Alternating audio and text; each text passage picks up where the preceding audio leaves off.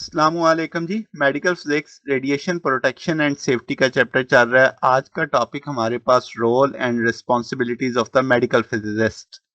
तो अब हम देखने वाले हैं कि मेडिकल फिजिक्स जो ब्रांच है अप्लाइड फिजिक्स की, जो कंसर्न है बेसिकली फिजिक्स के कंसेप्ट, थ्योरीज और मेथड्स में जो हम यूज करते हैं prevention, diagnosis, treatment of human diseases. तो हेल्थ केयर प्रोफेशन जो ऑपरेट करता है eight the intersectional physical science, engineering और क्लिनिकल मेडिसिन में। मेडिकल फिजिसिस्ट क्या होता है? तो international organization of medical physics IOMP define करती है कि मेडिकल फिजिसिस्ट एक ऐसा बंदा जो एक्सपर्ट होता है फिजिक्स में, इंस्ट्रूमेंटेशन में, with the good knowledge of relevant biology, providing technical support to the therapeutic and the diagnostic medical procedure as the member of health care team. तो ये डिफाइन किया गया है एक मेडिकल फिजिसिस्ट को। इसी डेफिनेशन में इसकी काफी रिस्पॉन्सिबिलिटी समझ आ जाती हैं। तो मेडिकल फिजिसिस्ट बुनियादी तौर पे एक्ट करता है guardian of the technology and the bridge between the physical science and the clinical practice. तो जो प्योर फिजिसिस्ट होता है वो सिर्फ फंडामेंटल लॉज ऑफ नेचर देखता है, जबकि मेडिकल फिजिसिस्ट अप्लाई करता है उन लॉज को क्लिनिकल प्रॉब्लम को हल करने के लिए और इंश्योर करता है कि रेडिएशन की सेफ्टी और इफेक्टिवली और एक्यूरेटली वो यूज हो।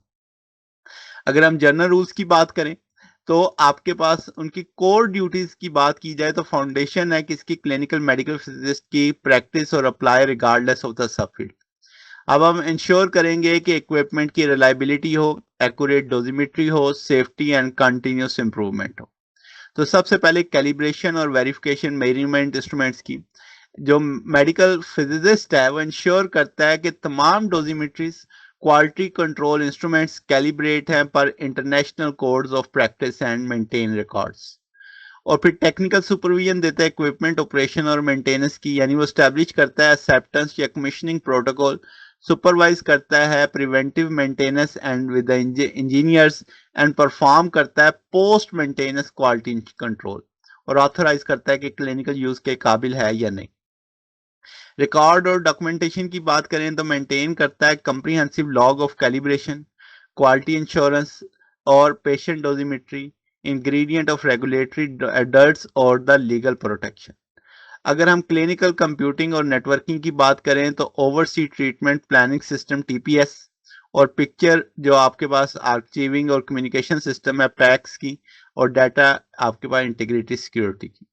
रिसर्च और डेवलपमेंट की बात करें तो हम कहेंगे एलिवेट करेंगे न्यू टेक्नोलॉजीज, डिजाइन और instrumentation and support clinical trials को।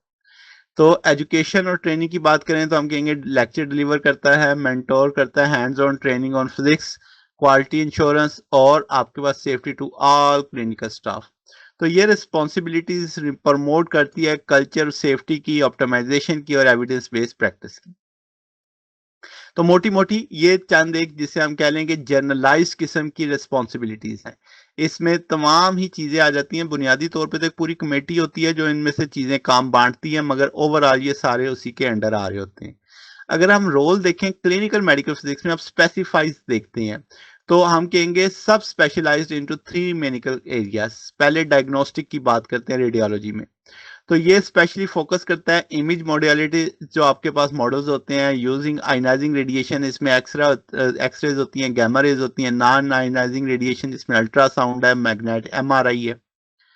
तो एनाटॉमिकल और फंक्शनल इमेजेस को क्रिएट करने के लिए अब इसमें सबसे पहले इसकी की रिस्पॉन्सिबिलिटीज में क्या है कि equipment commissioning and acceptance test, ये हमने पहले भी देखा है। तो ये वेरीफाई करता है कि जो नया इंस्टॉल इक्विपमेंट है वो मैन्युफैक्चरर की स्पेसिफिकेशन को मीट कर रहा है, नेशनल इंटरनेशनल स्टैंडर्ड के मुताबिक है जो यूज के लिए। फिर क्वालिटी एश्योरेंस और क्वालिटी कंट्रोल, यानी ये डेवलपिंग और इम्प्लीमेंटेशन जो रिगरस क्वालिटी एश्योरेंस प्रोग्राम है, इन्वॉल्व करता है परफॉर्मिंग रेगुलर सिस्टमैटिक टेस्ट के इंश्योर करने के लिए कि इक्विपमेंट ऑपरेट कर रहा है एक जैसा, सेफ है, प्रोड्यूस करता है इमेज और डायग्नोस्टिक क्वालिटी के। मिसाल के तौर पे एक सिटी स्कैनर है, उसका डेली जो क्वालिटी इंश्योरेंस इंक्लूड करता है कि जो क्वालिटी सिटी स्कैनर है उसके number of constituency of water and the air, के पानी और एयर के लिए उसका टेस्ट किया जाता है और वीकली चेक किया जाता है उसकी रेजोल्यूशन और नॉइस को। फिर इसी तरह इमेज क्वालिटी ऑप्टिमाइजेशन के balancing, image quality, contrast, resolution, noise, patient dose के लिहाज से उसके रिजल्ट्स कैसे आ रहे हैं। फिर गाइडिंग प्रिंसिपल को देखते हुए कि as low as reasonably achievable को भी साथ रखना है। डोज मैनेजमेंट कैलकुलेट करना, मॉनिटर करना पेशेंट की रेडिएशन डोजेस को। इंटरवेंशनल रेडियोलॉजी जहाँ पे स्टाफ एक्सपोज हो रहा है, मॉनिटर करना स्टाफ की डोज को और इंश्योर करना proper use of protective equipment का। रेगुलेटरी कंप्लायंस की बात की जाए तो हम कहेंगे इंश्योर करना कि डिपार्टमेंट अडेयर्स करता है regulation for the body like the nuclear regulatory authority, जैसे पाकिस्तान में पेनरा है और आईईए है जैसे international atomic agency energy agency है। फिर न्यूक्लियर मेडिसिन के अंदर अगर हम चले जाएं तो ये भी आपके पास सब स्पेशलिटी है, जिसमें सील्ड रेडियो एक्टिव सोर्सेज को कैसे टैकल करना है और उसको इम्पैक्ट और स्पेक्ट के लिए कैसे इस्तेमाल करना है। तो रेडियो फार्मास्यूटिकल की डोजीमेट्री देखनी कि रेडिएशन अब्जॉर्ब डोज जो टारगेट ऑर्गन तक है, ट्यूमर और क्रिटिकल ऑर्गन तक है, बोन मैरो और किडनी तक, वो आपने जो रेडियो फार्मास्यूटिकल एडमिनिस्ट्रेटिव है कैसे उसे देखा जाएगा, यानी कितनी डोज दी जा सकती है। गैमा कैमरा पेट और स्पेक्टर की क्वालिटी इंश्योरेंस देखना कि जो टेस्टिंग है रूटीन क्वालिटी इंश्योरेंस है गैमा कैमरा की, हाइब्रिड इमेजिंग सिस्टम की, उनकी यूनिफॉर्मिटी, रेजोल्यूशन, एक्यूरेट रजिस्ट्रेशन। फिर रेडिएशन प्रोटेक्शन देखना के मैनेजिंग करना unique risk of the unsealed sources including contamination control, safe handling, storage, disposal of radio active waste. तो ये सब डिजाइन किया जाता है कि इसमें हॉट लैब में जहाँ पे शील्डिंग और वेंटिलेशन प्रॉपर हो।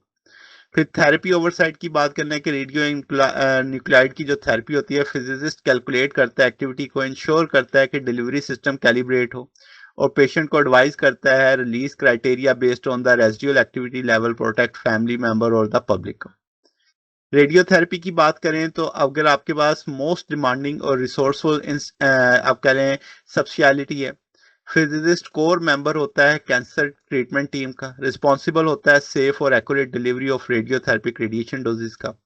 इसमें ईबीआरटी है, लीनियर एक्सेलरेटर कमीशनिंग है, यानी आपके पास इसका सबसे बुनियादी टास्क होता है कि 100 ऑफ बीम डाटा पॉइंट्स को मेजर किया जाए, परसेंटेज डेप्थ देखी जाए, प्रोफाइल देखी जाए, आउटपुट फैक्टर देखा जाए ताकि कन्फिगर किया जा सके ट्रीटमेंट प्लान सिस्टम को। फिर कैलिब्रेशन देखी जाए कि जो लेनिक बीम है इंश्योर करे आउटपुट प्रेस्क्राइब्ड है, अकॉर्डिंग टू द स्टैंडर्ड है। फिर आपके पास ट्रीटमेंट प्लानिंग देखी जाए, यानी जो हमने कहा ट्रीटमेंट प्लानिंग सिस्टम है टीपीएस जिसे कहा जाता है, इंश्योर कहा जाए कि बीम मॉडल एक्यूरेट है, वो एग्जैक्ट डोजीमेट्रिक के लिहाज से काम कर रहे हैं। तो ये पेशेंट स्पेसिफिक यानी हर पेशेंट की अलग अलग डोज होती है, तो कम्प्लेक्स ट्रीटमेंट प्लान होते हैं जैसे आईएमआरटी वीएमआरटी में डिलीवर किया जाए एक्यूरेटली। इसी तरह आपके ब्रैची थेरेपी की अगर बात की जाए तो हम कहेंगे कि भाई जो मैनेजिंग है safe dose handling inventory sealed radio active sources जिसमें IR-92 I-25 है, सीजियम-137 है, सोर्स की स्ट्रेंथ को कैलिब्रेट किया जाए एक्यूरेटली और ट्रीटमेंट प्लानिंग जो है वो इन इंटरेक्टिविटी यानी सर्वाइकल कैंसर में या इंटरस्टेशियल में प्लांट्स में देखी जाए, उसको परफॉर्म किया जाए उसके सुपरविजन में। तो ये एक मल्टी डायमेंशन टास्किंग है, यानी बहुत सारे एस्पेक्ट्स हैं मेडिकल फिजिसिस्ट के, तो ये सब उसकी जिम्मेदारी में आते जा रहे हैं। एक बंदा हर एक में स्पेशलाइज नहीं होता, तो ओवरऑल एक टीम के तहत ये काम किया जा रहा होता है।